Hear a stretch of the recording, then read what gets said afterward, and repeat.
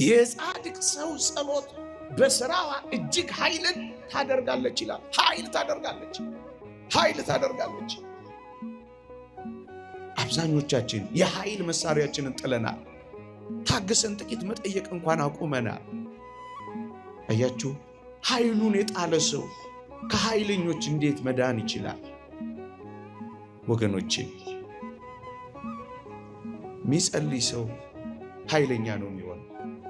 የሰይጣንን ቀስት ያፈራርሳል፣ አጥሩንም ይደረምሳል፣ ብርቶችንም ያሳፍራል። ተገናኝተው ነው ቻርጅ እየተደረጉ ኃይል እያገኙ። የጻድቅ ሰው ጸሎት በስራዋ እጅግ ኃይልን ታደርጋለች ይላል። ኃይል ታደርጋለች። አብዛኞቻችን የኃይል መሳሪያችንን ጥለናል። ታግሰን ጥቂት መጠየቅ እንኳን አቁመናል።